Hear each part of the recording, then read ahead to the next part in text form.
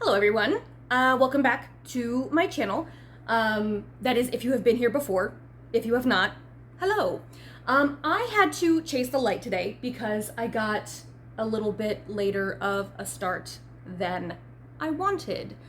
So in what little time I have left, I would like to talk about the books that I read in July. I'm excited to see, excited is not the word that I want to use there.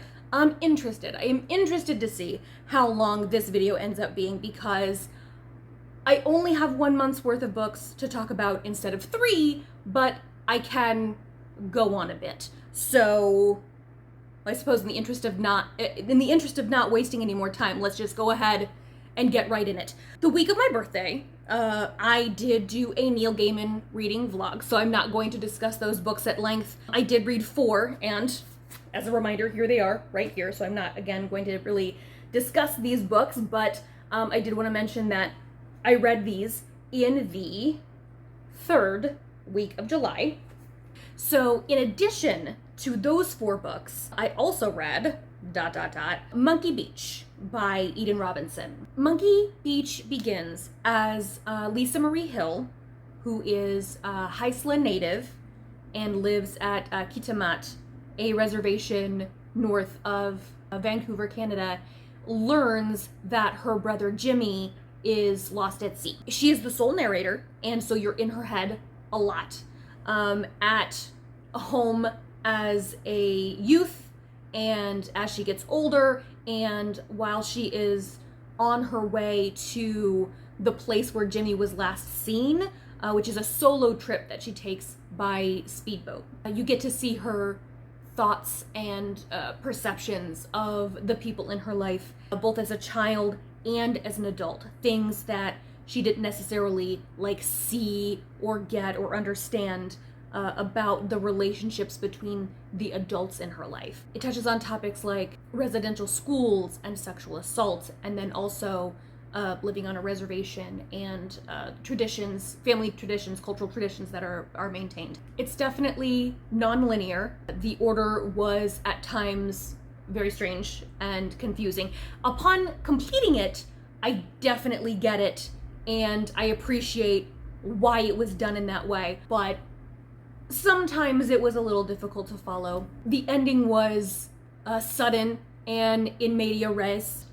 Other than that, I thought it was amazing. In a sentence, I would call it a coming-of-age novel, but I don't really think that does it justice. It has a slow pace, not a lot of action, so be aware of that, but it is a great story. Real artists have day jobs and other awesome things they don't teach you in school. Is that right? Yeah. This is a book that I own, obviously, but it was tucked away. I had it packed in a box. I had completely forgot that I owned it, and so I needed to read it to determine whether or not I should unhaul it. There isn't a whole lot to it, to be honest. I would call it a book of essays, but that wouldn't necessarily be correct. Vignettes, I guess, but ostensibly like personal essays in a lot of ways. It's framed as pieces of advice by the author based on her experience. It was nice and reassuring in parts, in kind of like a warm and fuzzy way, but it doesn't have a whole lot of substance. This is the kind of book that you give as a gift to someone who has recently graduated. I know that if I had received this book as a gift upon graduating high school, I would have been pretty stoked, but it doesn't give much to me now. So I will be unhauling it. I don't hate it, but I will definitely be unhauling it. Severance by Ling Ma. I loved this book so much. The description, or a blurb, I think, describes this as The Office meets The Leftovers, and it is actually neither of those things. It's almost like a zombie dystopia, but it's not quite like that either. The premise is based on a global pandemic, fun, but it's a virus that doesn't kill its victims outright. Instead, it affects the brain. Its victims repeatedly act out the mundane tasks that they would perform on a daily basis until they would basically starve to death. The main character, Candace Chen, continues to work in a city office building until it's basically no longer tenable. And as she begins traveling, she meets up with a group of people who are on their way to a place where they believe they can live safely and comfortably. The most obvious or conspicuous thing, to me at least, is that it is a satirical critique on capitalism. And this is indicated from the very obvious use of name brands, like actual brand names in everything from like cosmetics, food, cars, clothes, everything. The fact that the group of people that she meets up with end up living in a mall, and the fact that the people who are infected, in the book they're called fevered, that the fevered just mindlessly repeat the same tasks over and over again. It kind of forces the reader to compare and question, like, who is really going through the motions, what is the real difference between these two groups of people. The ending, again, also very abrupt and ambiguous, and I didn't like it, but I can see kind of why it was done that way. All in all, super great book. The Hollow Places by T. Kingfisher. This was a good book. I think it had the potential to be a lot better. This story is centered around the main character, whose name completely escapes me, so you can tell what an impression this book made, but a portal to another, I want to say another world, because, or maybe, it's hard to describe, because, spoiler, you discover that from the place that this portal goes, you discover that there are other portals, that there are other doors, for lack of a better term, to this same place. So I'm not exactly quite sure what to call that. But anyway, a portal to this place is discovered in the wall of a museum of curiosities, which is owned by main character's uncle. There are monsters in this other place, which are based kind of loosely on Lovecraftian monsters, in that they either cannot be perceived by the human mind, or you can't clearly see or perceive them if your eye should come upon one. Not successful. I know it because it was in the author's note, but had I not read the author's note, I would have had absolutely no idea what the author was trying to do, which I would have said just too much. She was trying to do too much. She was trying to describe these things in such a way that they were meant to be terrifying, but they were just poorly developed as monsters. Also, the tone, the voice, was not a huge fan of that either. It was too casual for the plot. It's supposed to be a horror thriller, but the way this main character didn't dismantle the fourth wall, but she kind of talked over it. Everything was far too casual. I was not a big fan of that. I didn't dislike this book, but the chances are 100% that I will probably not read another book by T. Kingfisher. The Last Madam, A Life in the New Orleans Underworld by Christine Wiltz. This book I had read because at this point in the month I had not yet read any nonfiction, and this was the nonfiction book that was in my Kindle library the longest. And it is about Norma Wallace, who ran a brothel in New Orleans from the 20s, like the 1920s, until 1962. And towards the end of her life, she kind of like records, like tape records her memoir. She just kind of like talks about her life into a tape recorder. And then the author uses this recording in addition to interviews and all the other biographer sources to tell the story about her life. Mostly about how she ran the brothel and how she interacted with the police in that area and gangsters in that area. She also married 4 times and had what Norma herself refers to as 2 great loves in her life. So a couple of times, sometimes for herself and sometimes for the person that she's with, she tries to make a break from that life. She like tries to like go normal or whatever, and she like buys a ranch, but the life is too exciting for her and she comes back. Another thing that I find mildly interesting, less about the book, more in general, is like things that seem anachronistic but aren't.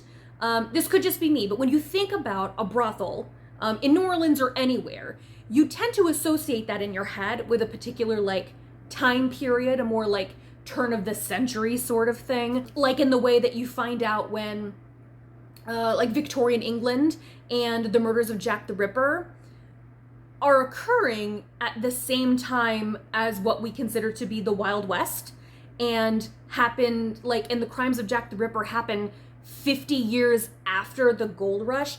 Things that just seem out of time but aren't really. So the idea of a brothel operating in New Orleans in the 1960s just seems weird, but I know that it isn't. I know what happened. I saw Best Little Whorehouse in Texas. Anyway, I thought that this was a very good biography. The author was able to blend well-told stories about her life with, information in greater context. It was good. Nerdy, Shy, and Socially Inappropriate, A User Guide to an Asperger's Life by Cynthia Kim. I have mixed feelings about this book. It does basically exactly what it says on the cover. It is essentially a guide or a self-help book for women with autism spectrum disorder, the author herself being diagnosed at the age of 42. Nearly all of it is based on the exact experience of the author, but like written in general terms.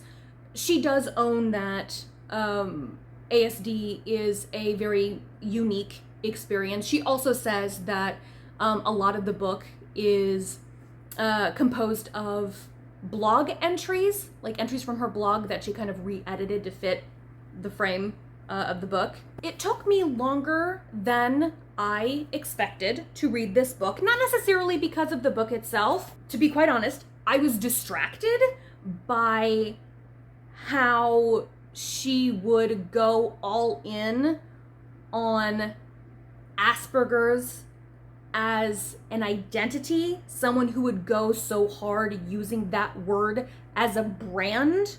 Now, her blog, Musings of an Aspie, I think is what it is, was started a really long time ago. I don't know exactly when, but like maybe 07, something like that, maybe a little later. But I know that this book was actually published in 2016, and that was 3 years after Asperger syndrome was removed from the DSM. The Asperger syndrome label, which is no longer used in diagnostic criteria in the United States, is a point of contention among autistic people and speaks to a larger issue of autistic people not being listened to when they talk about being autistic. It was frustrating, not only because I couldn't do a deep dive on like whether or not she has kind of walked it back a little bit, whether or not her opinion has changed.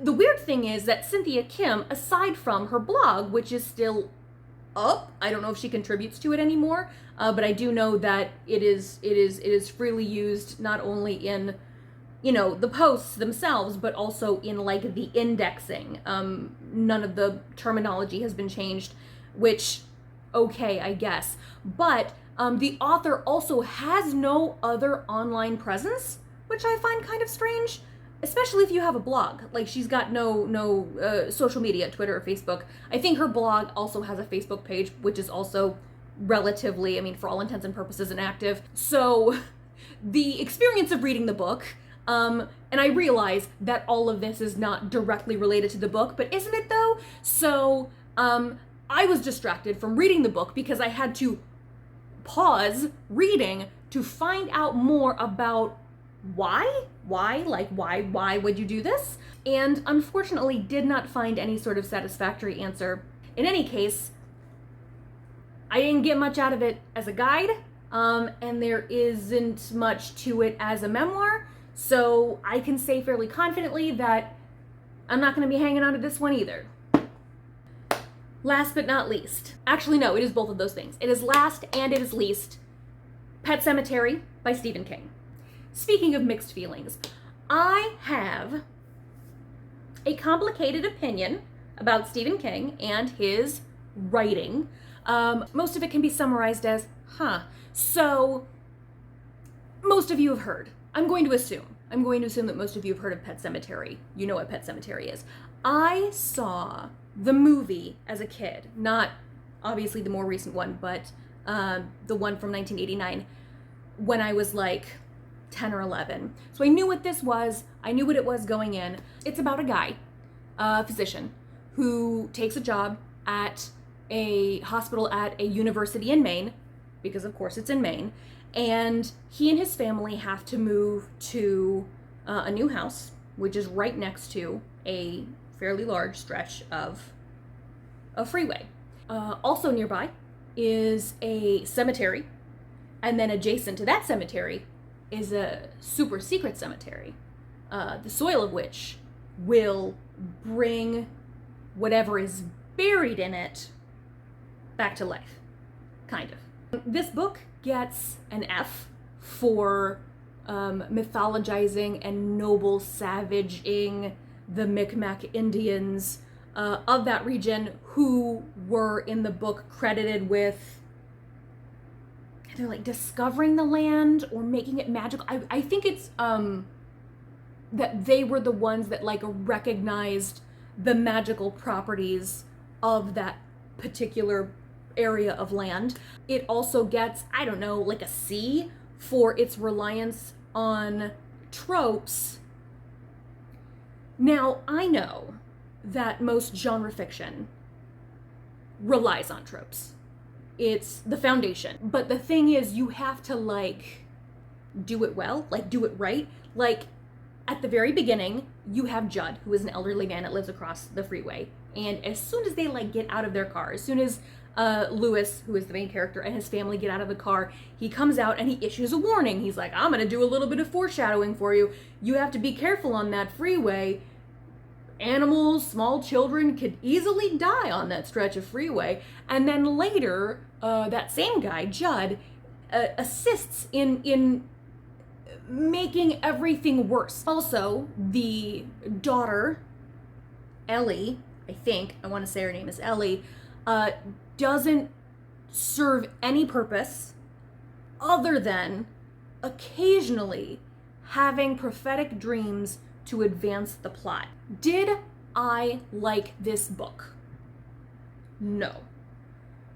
Will I stop reading Stephen King? Also no. I'm not going to spend a lot of time lecturing about why I feel Stephen King is so prolific yet so incredibly mediocre. I want to keep reading, at least for now, so I can get a better sense.